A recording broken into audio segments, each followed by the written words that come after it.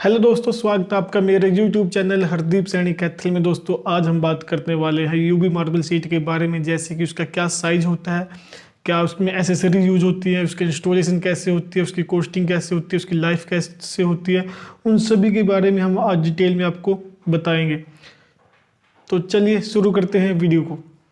दोस्तों सबसे पहले साइज, अगर दोस्तों मैं साइज़ की बात करूं तो हमारी जो एक सीट होती है वो हमारी 8 फीट की लंबी होती है और 4 फीट की इसकी चौड़ाई होती है। मतलब कि अगर हम इसको कैलकुलेट करते हैं दोस्तों तो इसका साइज आएगा आपका 8x4 यानी कि 8 चौके 32 स्क्वायर फीट आपकी एक सीट कवर करती है। और अगर इसकी थिकनेस की बात करूँ दोस्तों तो ये 2 mm में भी आती है, 2.5 mm में भी आती है, 3 mm में भी आपको मिल जाएगी। लेकिन अभी जो है 2.5 mm की ज़्यादा चल रही है मार्केट में, तो हम 2.5 mm का ही जो कॉस्ट निकाल लेंगे। जो भी हम आगे प्रोसेस करने वाले हैं वो हम 2.5 mm के बारे में ही मैं आपको बताने वाला हूँ। अब बात करते हैं इसकी एसेसरी की, हम इसको लगाने के लिए किस किस एसेसरी का प्रयोग करते हैं। तो दोस्तों जो इसकी एसेसरी होती है उसको मोल्डिंग भी बोल देते हैं, हम देसी भाषा में उसको गोला भी बोलते हैं, बीडिंग भी बोलते हैं।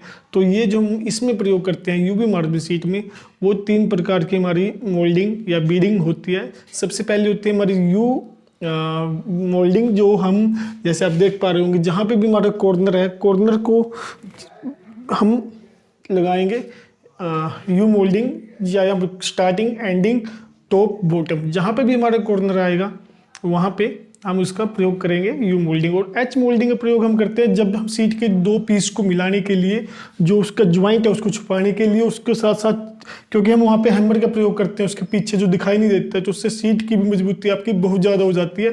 अगर बाई चांस आपकी सीलिंग ज़्यादा हो जाती है या सीट आपके पेस्टिंग छोड़ देती है कभी किसी कारण 10-15 साल बाद, तब वो जो आपकी ये एच मोल्डिंग है इसकी वजह से आपकी सीट वो नीचे नहीं गिरेगी और उसकी लाइफ ऐसी कैसी रहेगी। तीसरी मोल्डिंग होती है हमारी एल मोल्डिंग, वो हम प्रयोग करते हैं किसी, जैसे हमारी जो जंकियाँ होती हैं या दरवाजे होते हैं जो उस पर एल शेप होती है, उस कॉर्नर पे हम उसका प्रयोग करते हैं एल मोल्डिंग का। और जो हम इसको पेस्ट करने के लिए जिस चीज़ का हम प्रयोग करते हैं वो करते हैं सिलिकॉन का। सिलिकॉन के साथ हम इसको पेस्ट कर। दोस्तों जो इसके मोल्डिंग के कलर होते हैं, ये 3 कलर में हमारी मोल्डिंग आती है, सिल्वर कलर, कॉपर कलर और आपका गोल्डन कलर। लेकिन मार्केट में आपको 2 ही कलर ज़्यादा मिलते हैं, गोल्डन और कॉपर। इनमें से आप जैसे भी आप सीट का डिजाइन कलर के साथ आप मैच जैसे भी आपको अच्छी लगे उन दोनों में से आप पसंद कर सकते हैं। तो दोस्तों एसेसरी की बात आपको समझ में आ गई होगी। तो दोस्तों अब हम बात कर लेते हैं इसकी इंस्टॉलेशन की। दोस्तों जो हमारे यूवी मार्बल सीट होती है इसको इंस्टॉल करने के हमारे 2 तरीके होते हैं। एक तो होता है अगर आपकी दीवार बिल्कुल स्मूथ बिल्कुल प्लेन है, उस पर कहीं पे भी अप डाउन नहीं है बीच बीच में कहीं पे भी, तो अब हम उसको डायरेक्ट इंस्टॉल कर सकते हैं सिलिकॉन के साथ, कोई दिक्कत नहीं आती। अगर हल्की फुल्की सिलन है तब भी उसमें कोई दिक्कत नहीं आती है, वो आपके अच्छे से पेस्ट हो जाएगी। लेकिन अगर दोस्तों आपकी जो दीवार है वो आपकी अप डाउन है, ऐसे है, बड़ है उसके अंदर, तो उसके अंदर आपको उसका पहले एक पीवीसी बोर्ड आता है उसके साथ पैनल बना के, या बहुत ज़्यादा सिलन है तब भी, बहुत ज़्यादा सिलन है दोस्तों मैं बोल रहा हूँ, तब भी आपको उस पहले पीवीसी बोर्ड लगा के उसके ऊपर आप उसको यूवी मार्बल सीट को पेस्ट कर सकते हैं।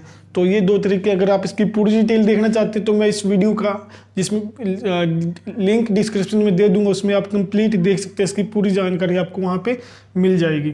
अगर आप इसकी डिज़ाइन देखना चाहते हैं इसमें कितने डिज़ाइन आते हैं वो उसके भी लिंक मैं आपको डिस्क्रिप्शन में दे दूंगा, आप वहाँ पे जाके इसकी डिज़ाइन इंस्टॉलेशन की फुल डिटेल वीडियो देख सकते हैं। आज हम इसको थ्योरेटिकल सी बात करने वाले हैं। तो अब हम बात कर लेते हैं सबसे इम्पोर्टेंट पार्ट कॉस्टिंग की, कि अगर आप यूवी मार्बल सीट लगवाते हो तो उसका कितनी कॉस्टिंग आपको देनी पड़ेगी एक्चुअल में, लास्ट में अगर आप जब वहाँ पे हिसाब करोगे तो आपको कितना खर्चा उसका आने वाला है।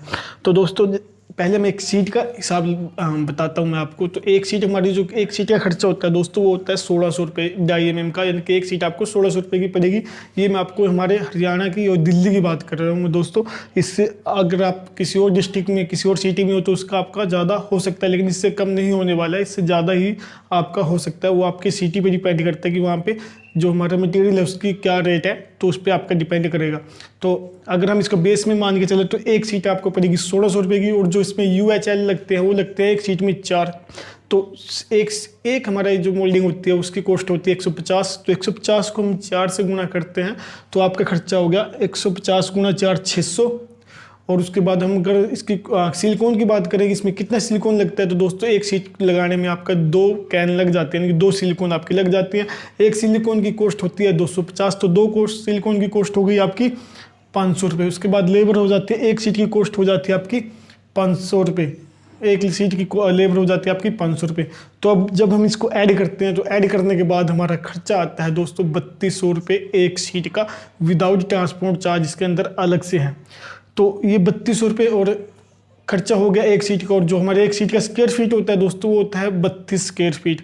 जब हम 3200 को 32 से डिवाइड करेंगे तो हम आएगा हमारा 100, यानी कि 100 रुपये स्क्वायर फीट आपका इसका मिनिमम खर्चा मान के चले एक सीट के हिसाब से। तो अगर आप मान के चले, अगर आपके 8x4 की कोई स्पेस है, एक सीट वहाँ पे लगनी है, तो आपका 3200 रुपये खर्चा आ जाएगा, ट्रांसपोर्ट चार्ज उसमें आपका अलग से रहेगा। लेकिन अगर हम बात मान के चले कि आपकी दीवार का साइज़ 8x6 है, तो 8×6 48 स्क्वायर फीट। वैसे अगर हम 100 से इसको मल्टीप्लाई करते हैं तो हमारा खर्चा आना चाहिए 4800 रुपये, लेकिन यहाँ पे आपका 4800 नहीं, आपका खर्चा आने वाला है 6400 रुपये। वो कैसे, वो मैं आपको बता देता हूँ। क्योंकि दोस्तों इसमें आपकी सीटें आने वाली हैं 2, क्योंकि एक सीट 8×6 48 से एक सीट होती है 32 की, तो हमें दूसरी सीट की रिक्वायरमेंट हो गई है। जब हमारी दूसरी सीट की रिक्वायरमेंट होगी तो आपकी 2 सीटों का खर्चा हो गया 6400 रुपये, ठीक है। तो यहाँ पे आपका खर्चा 6400 को हम 48 से डिवाइड करते हैं तो आपका 134 रुपये स्क्वायर फीट आपका खर्चा आ जाता है। ये इससे ज़्यादा भी इससे ज़्यादा तो नहीं जाएगा लगभग, लेकिन इतना आपका आ सकता है। जब ये तब है दोस्तों जब हम इसको डायरेक्ट इंस्टॉल करते हैं वॉल पे। लेकिन कहीं पे अगर जैसे दीवार एक सी नहीं है, अगर हम यहाँ पे PVC बोर्ड लगवाते हैं तो PVC बोर्ड का मैं अलग से खर्चा बता देता हूँ, 50 रुपये स्क्वायर फीट आपका खर्चा लगभग वहाँ पे आ जाता है। वो भी 10-15% कम ज़्यादा हो सकता है, ज़्यादा ही होने के ज़्यादा चांसेज होते हैं। तो आपका 50 से 60 रुपये स्क्वायर फीट आपके उसका बेस का खर्चा मान के चलें, अगर आप वहाँ पे PVC बोर्ड लगवा के दूसरे मेथड से उसके ऊपर पेस्ट करवाते हैं। तो ये आपका, और ये जो भी हमारी सीट इसमें बचती है, जो भी वेस्टेज, जैसे इसमें हमारा 16 स्क्वायर फीट की एक पीस बचेगा, ठीक है दोस्तों, तो वो आपका ही होता है, वो वापसी नहीं होता, चाहे आपका कितनी ही सीट बच जाए। अगर आपकी फुल सीट साइज बच जाती है फुल साइज में, तो आपकी वो वापसी हो जाती है। कोई भी एसेसरी हो दोस्तों, वो आपकी वापसी हो जाती है अगर वो फुल साइज में होती है। लेकिन अगर उसमें से कटिंग हो जाती है तो वो सीट, वो पीस आपका वापसी नहीं होगा। तो मुझे लगता है दोस्तों आपको इसका एस्टिमेट समझ में आ गया होगा कितना खर्चा इसका आता है। वो आपकी, तो आप ये मान के चलें कि आपकी कितनी सीटें लगेगी, ना कि इससे कि आपका कितना स्क्वायर फीट एरिया है। इससे आप कभी भी नहीं कैलकुलेट कर पाओगे।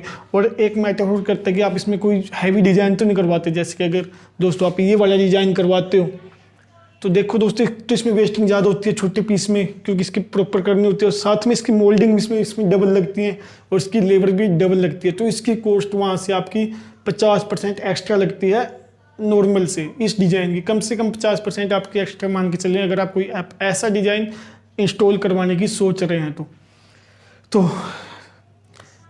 आपकी कॉस्टिंग का मुझे लगता है सारे डाउट क्लियर हो गए होंगे। अब बात कर लेता हूँ इसकी लाइफ की। जो इसकी लाइफ होती है दोस्तों, इसका कभी भी रंग फेड नहीं होता यूवी मार्बल सीट को। इसकी लाइफ टाइम होती है आपकी 25 से 30 साल तक, ये कहीं नहीं जाती, ना ही इसका रंग फेड होगा। लेकिन हम इसको धूप में इंस्टॉल नहीं करवा सकते। ये जहाँ पे भी आपकी डायरेक्ट सनलाइट आती है, आप वहाँ पे इसको इंस्टॉल करवाने से बचें। तो दोस्तों मुझे लगता है कि आपको इसका पूरी जानकारी हो गई होगी, इसके बारे में पूरी डिटेल लग गया होगा पता।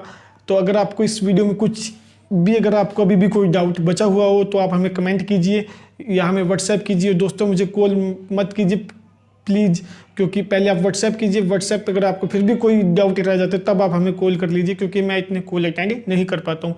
और अगर आपको ये वीडियो पसंद आई हो तो इस वीडियो को लाइक कीजिएगा और चैनल को सब्सक्राइब कीजिएगा और इस वीडियो को शेयर कर दीजिए जल्दी से जल्दी। मिलते हैं आपको बहुत जल्द नई वीडियो के साथ, तब तक जय हिंद जय भारत।